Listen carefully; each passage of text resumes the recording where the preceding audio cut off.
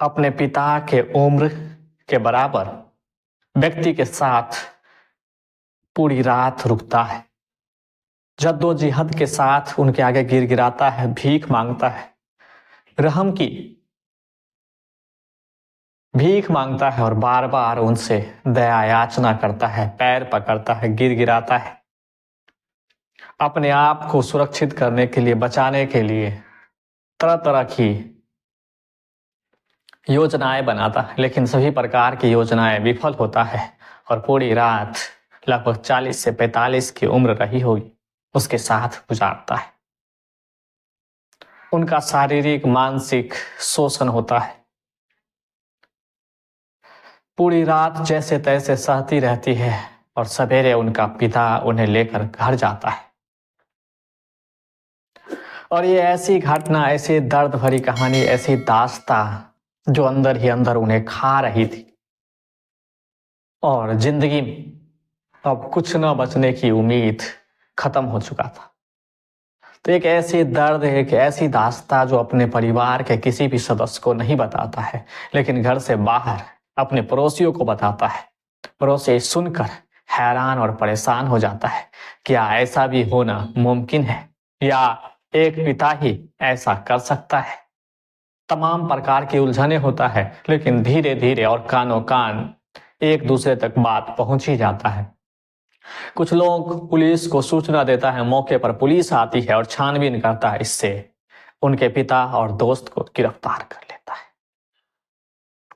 नमस्कार दोस्तों, ये घटना 19 दिसंबर 2024 झारखंड के साहेबगंज की है।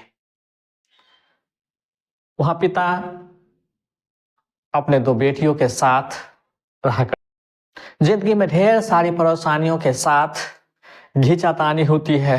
परिवार को संभालना, बेटियों की जिम्मेदारी, तमाम प्रकार की पारिवारिक जिम्मेदारी उनके कंधों पर होता है। वह सभी समस्याओं को सहन करते हुए अपने परिवार को संभालता है, लेकिन उससे बिहार के कटिहार मिर्चाईबाड़ी के रहने वाले संतोष यादव से होता है और उन दोनों की नजदीकियां काफी बढ़ जाती है और धीरे धीरे उन लोगों का वार्तालाप यानी बातचीत ज्यादा होने लगता है। संतोष यादव काम के सिलसिले में हमेशा उन व्यक्ति से मिलता है और बातें करते हैं और साथ में मिलकर काम करने की योजना बनाते हैं। और ये जो लड़की का पिता होता है वो भी अक्सर संतोष यादव से मिला करते थे, बात करते थे और भविष्य में व्यापार करने की या मिलकर साथ करने की योजना बनाते रहते थे। ये सिलसिला चलता रहा, दोनों की जान पहचान हुई। तो एक बार संतोष यादव खुद उनके परिवार के साथ यानी एक ही छत के नीचे रहना शुरू कर देता है। अच्छी जान पहचान होती है, अच्छी दोस्ती हो जाती है, जैसे तैसे जिंदगी आगे निकलता रहता है। लेकिन संतोष यादव का नजर और व्यवहार आम लोगों से कुछ अलग ही होता है। कुछ दिन उसके साथ बिताता है, लेकिन अपने बच्चे को उनका पिता बोलता है कि ये तुम्हारे दादा लगेंगे। और फिर कटिहार संतोष यादव वापस आते हैं और एक खुद किराए का रूम लेता है और वहां रहना शुरू कर देता है। फिर इन दोनों का मिलना जुलना काफी कम हो जाता है। तो एक दिन संतोष यादव अपनी कुछ बातें उनके साथ शेयर करता है और वो जो लड़की का पिता होता है उन्हें भी कोई एतराज नहीं होता है और अपने प्लान के अनुसार उन्हें काम करने का भरोसा देता है। बात 19 दिसंबर 2024 की है। लड़की का पिता अपने दोनों बेटियों के साथ उन्हें यह कहता है कि चलो हम लोग मार्केट से घूम के आते हैं, थोड़ी खरीदारी करेंगे और फिर वापस आ जाएंगे। उनकी दोनों बेटियां पूरी खुशी से झूम उठते हैं, तैयार हो जाते हैं और अपने पिता के साथ खुशी खुशी विदा होते हैं कि चलो आज कितने दिनों के बाद ये मौका मिला है कि हम लोग खरीदारी करेंगे, खाएंगे पिएंगे और बाहर घूमेंगे। खुशी के साथ दोनों बेटियां, उनके पिता बाजार की तरफ रुख करता है और बाजार पहुंचने से पहले और गर्ल्स हॉस्टल के सामने जो संतोष यादव का रूम है वहां रुकते हैं। सभी लोग एक दूसरे से मिलते हैं, बातें करते हैं और कुछ पल बिताने के बाद उनका पिता अपनी छोटी बेटी को लेकर जाता है और बड़ी बेटी को यह आशा देता है कि तुम यहीं रुको, हम लोग जल्दी से मार्केट से आएंगे और फिर तुम्हें भी लेके जाएंगे। पहले तो उसकी बेटी भी जिद करती है कि हम भी साथ में चलेंगे, लेकिन काफी समझाने बुझाने के बाद उनकी बेटी वहां रुक जाती है और पिता के ऊपर पूर्णतः बात को मान लेता है। दोस्तों, लेकिन शाम हो जाती है अपने पिता की राहें देखते देखते, लेकिन उनका पिता नहीं आता है। नहीं आने के बावजूद अब संतोष यादव और उनकी बड़ी बेटी उस कमरे में होता है। जब रात हो चुकी होती है तो उन्हें भी खाना खिलाया जाता है और संतोष यादव तमाम प्रकार की बातें उन्हें समझाना और बुझाना शुरू कर देता है। शुरुआती दौर में तो बहुत सारे झमेले होते हैं, वो इन बातों से इनकार करता है, लेकिन फिर जब बातें से नहीं समझते हैं तो उन्हें धमकाने लगते हैं, डराने लगते हैं और यहां तक कह देते हैं कि तुम्हारे पिता ने इसके बदले में मुझे 1,00,000 रुपये लेंगे।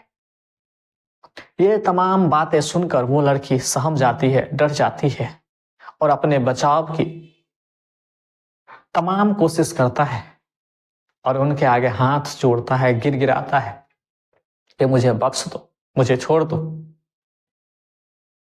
लेकिन संतोष यादव, जो अंदर ही अंदर काफी दिनों से ये गलतफहमी या कहते ऐसी भावना अंदर ही अंदर पाल चुके थे, उन लड़की के साथ अन्याय करता है, यानी अत्याचार करता है उसके ऊपर, उनका शारीरिक शोषण करते हैं, यानी उसके साथ रेप घटना के अंजाम देता है। इतना से भी उन्हें दिल नहीं भरता, लेकिन पूरी रात उनके साथ उनके शरीर को नोचता है, तरह तरह की यातनाएं, दुख देता है, लेकिन लड़की तमाम बातें सहती रहती है। अपनी आंखों के सामने खुद के ऊपर अत्याचार होते हुए देखकर सहम तो जाती है, लेकिन अंदर ही अंदर हिम्मत करता है।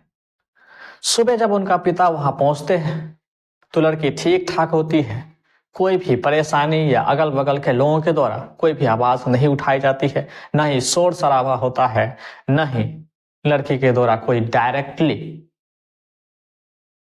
ऐसा कोई बात होता है, न विरोध होता है। तो उनके पिता को लगता है सदैव सब चीज ठीक ठाक है, अपनी बेटी, बड़ी बेटी को लेकर वहां से चले जाते हैं। जब अपने कमरे पे पहुंचते हैं तो उनके पिता जब अपनी बेटी को छोड़कर दूसरे जगह पहुंच जाते हैं, यानी अपने काम में लग जाते हैं, तो उनकी बेटी जो यातनाएं, जो दुख या तकलीफ, पीड़ा या दर्द झेल चुका था, अपने किसी भी परिवार के सदस्य को नहीं बताता, क्योंकि उन्हें पहले से ये उम्मीद होता है कि ये जो हमारे साथ हुआ है, ये तमाम बातें मेरे पिता को मालूम है। इनके बाद वो पड़ोस में जाता है और पड़ोस में कुछ महिलाओं को अपनी आप बीती सुनाता और सुनाकर धीरे धीरे ये बात पूरी फैल जाता है और उनके पिता को बुलाया जाता है और उनसे पूछताछ करी जाती है।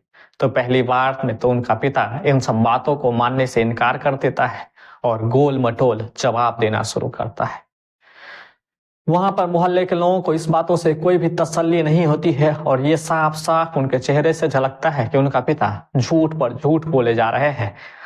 और ऐसा उम्मीद होने लगा था कि इस कार्य में उनके पिता का ही हाथ है। लाचार बेबस पिता भी अब क्या करे, उनके पास अब कोई रास्ता नहीं होता है, तो मोहल्ले के लोग ने पुलिस वाले को फोन करता है, इन्फॉर्म कर देता है। जब लोगों के द्वारा एक संगीन आरोप एक पिता के ऊपर लगाया जाता है तो पुलिस यानी थाना प्रभारी अमित कुमार गुप्ता मौके पर पहुंचता है और तमाम छानबीन करने के बाद पिता को दोषी पाता है और उनके ही जान पहचान के दोस्त कहे तो संतोष यादव को पुलिस के द्वारा गिरफ्तार कर लिया जाता है और भारतीय न्याय संहिता और पॉक्सो एक्ट के तहत उन दोनों के ऊपर मुकदमा दर्ज करी जाती है। दोस्तों, आज के समाज या आज के दिन में ये घटनाएं पहली बार नहीं है, ये घटनाएं कई बार हो चुके हैं। लेकिन यहाँ पर मुद्दा सबसे बड़ी ये है कि सरकार इस कार्य के ऊपर एक्शन नहीं ले पा रही है, न ही इसके ऊपर पूर्णतः ध्यान है कि अशिक्षा होने के कारण जिसके साथ ये घटना घटती है अमानवीय कृत होता है कि वो सही जगह पहुंच नहीं पाता है या अपनी आवाज को बुलंद नहीं कर पाता है। कुछ ऐसे अपराधी भी होता है, आरोपी भी होता है जो बच निकलते हैं और वही बच निकलने के कारण कुछ ऐसे भी लोग समाज में होते हैं जिन्हें यह हिम्मत और साहस होता है ऐसे ऐसे घटना और कार्य को अंजाम देने का। लेकिन कोई भी घटना या आपराधिक मामले हो, कितने भी शातिर और दिमाग लगा के किया गया हो, वो अंत तक पकड़ा ही जाता है और सलाखों के पीछे जाता है और उनके ऊपर कार्रवाई जरूर होती है। दोस्तों, इस घटना की जितना भी निंदा किया जाए वो कम है, लेकिन बेहद शर्मनाक है। इस घटनाक्रम के बारे में आप क्या सोच, जरूर कमेंट करके बताएं।